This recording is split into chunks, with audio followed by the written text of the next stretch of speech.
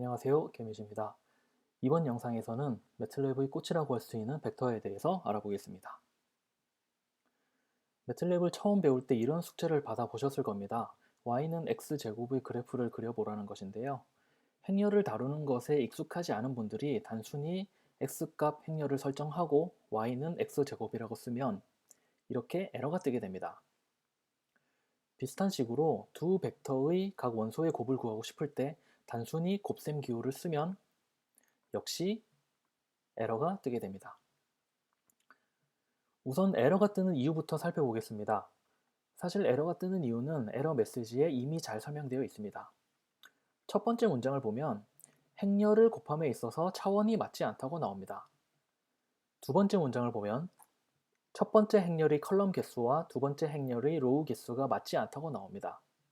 다시 말해 A의 열 개수는 3이고 B의 행 개수는 3이기 때문에 곱할 수 없다는 뜻이 됩니다. 매트랩에서 곱하기는 행렬 곱입니다. 선형 대수에 나오는 개념인데요. 행렬 곱이 정의되기 위해서는 앞 행렬의 열 개수와 뒤 행렬의 행 개수가 같아야 합니다. 예를 들어 아래와 같이 행렬 A, B가 주어졌을 때 A의 열 개수는 3이고 B의 행 개수도 3이기 때문에 A 곱하기 B를 계산할 수 있습니다. 단 B의 열 개수는 3이고 A 행 개수는 2이기 때문에 B 곱하기 A는 연산할 수 없습니다. x제곱도 비슷한 식으로 생각할 수 있습니다. 아래와 같이 3/3 행렬 x는 행 개수와 열 개수가 모두 3이기 때문에 x제곱을 계산할 수 있습니다. 이와 같이 행열 개수가 같은 행렬을 스퀘어 매트릭스라고 하는데요. 행렬의 고듭제곱은 당연히 스퀘어 매트릭스에 대해서만 정의됩니다.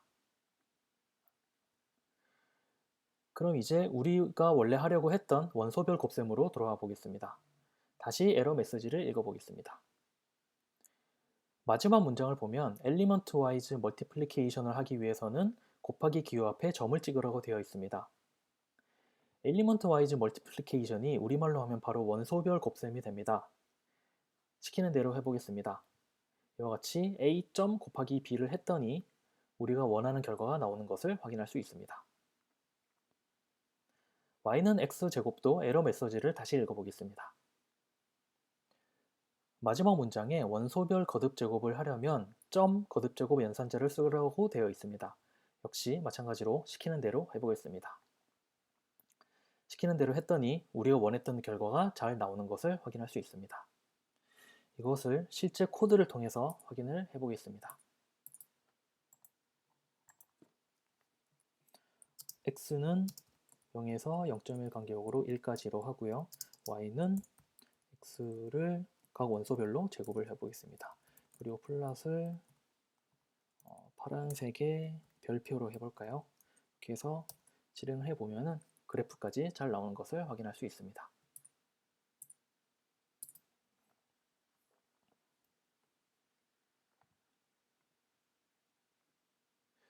정리를 해보겠습니다. 행렬의 원소별 연산을 하려면 연산자 앞에 점을 찍어야 합니다. 첫 번째로 두 행렬을 원소별 곱셈하려면 곱하기 앞에 점을 찍습니다. 두 번째로 한 행렬을 원소별 거듭제곱하려면 거듭제곱 앞에 점을 찍어야 합니다. 세 번째로 두 행렬을 원소별 나눗셈을 할 때에는 나눗셈 앞에 점을 찍습니다. 마지막으로 행렬의 각 원소의 역수를 구할 때에도 나눗셈 앞에 점을 찍어야 합니다. 예를 들어서 이와 같은 A의 각 원소의 역수를 구하려면 이렇게 A 점 나누기 B라고 써 주어야 각 원소의 역수를 구할 수 있다는 것을 볼 수 있습니다. 사실 분자가 꼭 1일 필요는 없고요. 사실은 스칼라 나누기 행렬의 각 원소를 할 때 이렇게 점 나누기 연산자를 써주면 됩니다. 매스웍스 홈페이지를 보면 벡터화를 아래와 같이 정의하고 있습니다. 스칼라 위주의 루프 기반 코드를 행렬과 벡터 연산으로 바꾸는 것을 벡터화라고 한다. 즉, 원소별 연산 코드로 만드는 것을 벡터화라고 정의한다는 뜻입니다. 벡터화를 할 때 주의할 점이 두 가지 있습니다. 첫 번째로 벡터화는 당연히 두 행렬의 크기가 같아야 합니다. 아래와 같이 크기가 다른 두 행렬은 원소별 곱을 당연히 정의할 수 없습니다. 두 번째로 벡터와 연산과 일반 연산의 결과가 다른 경우가 있는데요. 아래의 예제에서는 A는 행 벡터, B는 열 벡터인데요. A와 B를 단순히 곱하면 내적을 계산하게 되고 A 점 곱하기 B, B 점 곱하기 A 또는 B 곱하기 A 등을 하게 되면 두 벡터의 외적을 계산하게 됩니다. 이 경우에 에러는 뜨지 않지만 전혀 다른 연산이 되기 때문에 조심해야 합니다. 즉, 벡터와 연산을 할 때에는 꼭 크기를 확인해야 합니다. 다른 예제인데요. B와 A는 크기가 같은 벡터인데 A 나누기 B를 했을 때 이렇게 에러가 뜨지 않고 어떤 한 값이 나오는 것을 볼 수가 있습니다. 사실 이 값은 두 벡터의 B를 가장 잘 표현할 수 있는 수를 최소 자승법으로 구한 것입니다. 이 경우도 마찬가지로 원소별 나눗셈을 한 것과는 전혀 다른 결과가 나오는 것을 볼 수가 있습니다. 마찬가지로 에러는 뜨지 않지만 전혀 다른 연산이 되기 때문에 조심해야 합니다. 벡터화가 필요하지 않은 경우가 몇 가지 있습니다. 우선 덧셈 뺄셈은 행렬 합의 정의가 이미 원소별 연산으로 잘 정의되어 있기 때문에 벡터화가 필요하지 않습니다.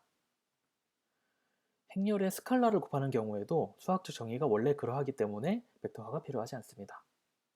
세 번째로 행렬 나누기 스칼라를 하는 경우에도 벡터화가 필요하지 않은데요. 단 스칼라 나누기 행렬을 하는 경우에는 앞에 말씀드린 바와 같이 벡터화가 필요하게 됩니다.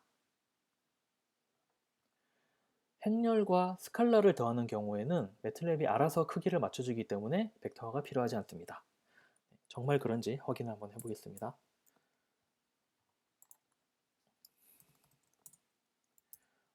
A를 이렇게 어떤 2 곱하기 3 행렬로 정의를 해볼까요? 이렇게 정의가 되어 있을 때 A 더하기 1을 하면은 이렇게 벡터화를 하지 않아도 각 원소에 더하기 1이 되는 것을 확인할 수가 있습니다. 마지막으로 사인, 코사인, 익스포넨셜, 스퀘어루트 등의 몇몇 함수들은 매트랩이 알아서 벡터화를 해주기 때문에 이 함수들의 입력을 꼭 벡터화해서 넣어줄 필요가 없습니다. 이것도 마찬가지로 확인을 해보겠습니다. A라는 행렬을 위해서 정의했으니까요. 스퀘어루트 A를 계산을 해보면은 이와 같이 알아서 각 원소별로 스퀘어루트를 해주는 것을 확인할 수가 있습니다. 단 조심할 점은 이 함수들을 이용할 때는 벡터화를 해주지 않아도 되지만 이 함수들의 결과로 나온 행렬 간의 원소별 연산을 할 때에는 꼭 벡터화를 해줘야 된다는 점을 잊지 마시기 바랍니다. 이제 벡터화가 뭔지는 알겠는데 언제 점을 붙여야 하고 언제 안 붙여도 되는지 헷갈릴 수가 있습니다. 방법은 간단합니다. 연산자 앞뒤의 행렬을 보고 두 행렬 간의 벡터화 연산이 필요하다면 점을 붙이면 됩니다. 예를 들어서 이러한 수식이 있습니다. x는 행렬이고 m과 s는 스칼라인데요. 여기에서는 x의 제곱이 들어가는 이 부분만 이렇게 벡터화를 해주면 됩니다. 여기에 몇 가지 예제들을 적어 두었으니까요. 아직 벡터화가 익숙하지 않은 분들은 영상을 잠깐 멈추고 보시는 것도 좋을 것 같습니다. 자, 이제 벡터화가 무엇인지도 알겠고 어떻게 하는지도 알겠는데 도대체 왜 이런 복잡한 코딩이 필요할까 싶을 수 있습니다. 예를 들어서 앞에 보여드렸던 이 수식들은 벡터화를 하지 않고 for로만 쓰면은 이렇게 똑같은 결과가 나오는 코드를 작성을 할 수가 있습니다. 하지만 벡터화를 통해서 얻을 수 있는 이점이 크게 두 가지 있는데요. 첫 번째로 코드가 간결해지고 가독성이 올라간다는 점입니다. 지름과 높이가 다른 두 원뿔 만 개의 부피를 구하는 코드를 작성을 해보겠습니다. 벡터화를 하지 않으면 이렇게 짜야 되는 코드가 벡터화를 통해서 이렇게 간결해지는 것을 확인을 할 수가 있습니다. 위보다 아래가 단순히 더 짧기 때문에 좋은 코드는 아닙니다.